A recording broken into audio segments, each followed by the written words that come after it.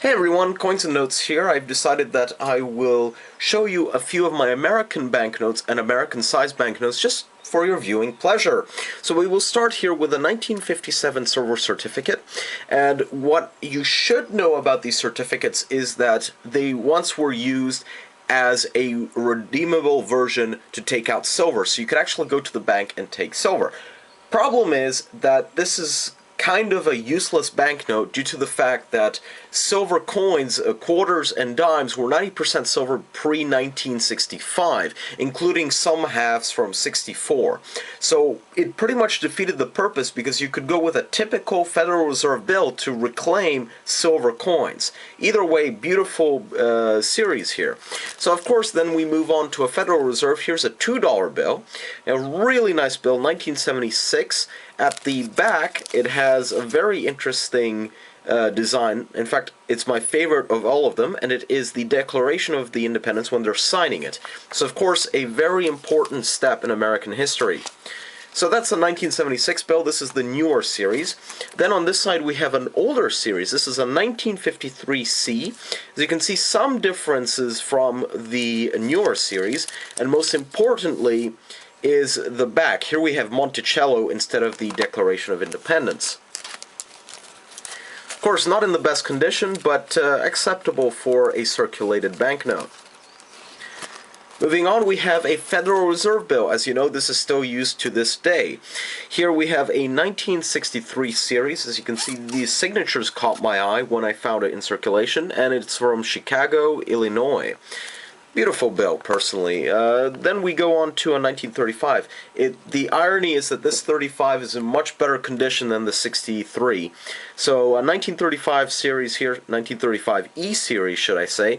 And at the bottom, if we look closely, it says $1 in silver payable to the bearer on demand. And that's the difference between the Federal Reserve. And I'll show you later a video of this guy who made a great comparison and showed why the Federal Reserve was not a bank you could trust. Here we have another silver certificate, still a beautiful bill. This one is from later 1957B. As you can see, they're not really organized. I just put them wherever, just for the hell of it. Here we have another bill. Here's a $10 bill from 1981. As you can see, it's from Atlanta, Georgia. A beautiful bill, and you can see that this design is pre-1994, when they switched to a newer design from 1994 till 2004. Right, so then we have another banknote in the back, which I'm just about to get. And this is another dollar bill, and I found this January in Florida.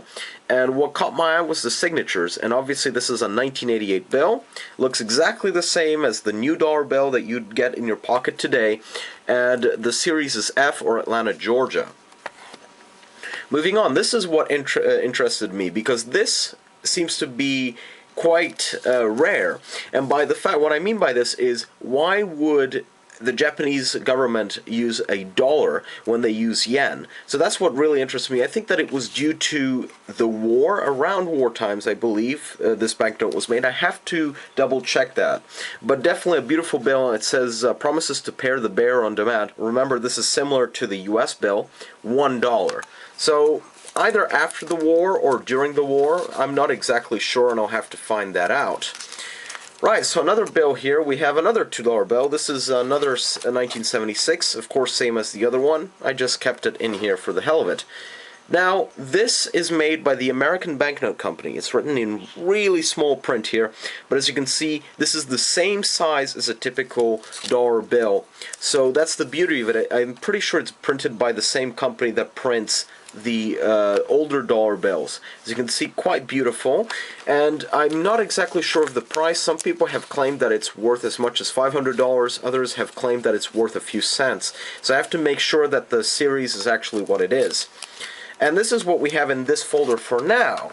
But moving on, we actually have another series here, and this is just a bunch of other bills that I have taken out of the safe. And here's a $5 series. You see the red seal, so it says United States Note rather than Federal Reserve. And this is from 1953 A series. Of course, the older design. Beautiful banknote, in my opinion. Here's another $2, similar to the one you saw before, but this is an even older series from 1928. As you can see, this is the normal fine cut standard of United States bills. Before that, the bills were actually larger. So you have two, and of course Red Seal and Monticello, so the same design as the 50s. Right, so here for just randomly there's a new bill which got mixed with my normal currency from the States, and as you can see, as I was talking about earlier, it's exactly the same as the 60s and the 50s. Right, here's something that I got last year, but I'm very proud of having it, and this is a 1934 A series. So you can see that this is a much older bill. Same design as the 1981, although you can see that the front is different and the ink is lighter than normal. That's actually quite special, and we have Chicago, Illinois here. So I like this bill. Of course, these people are probably dead, which, mind you, is kind of fascinating.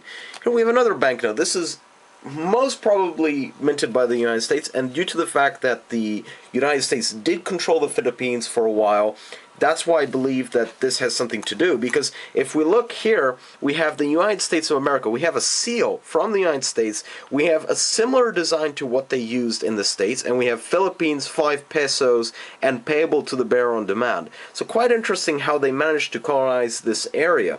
And at the bottom it says Treasury Certificate. So pretty beautiful bill, and most importantly, central bank victory of the Philippines. So I believe this is from the 40s, I'm not entirely sure, but the back did not fare as well as the front.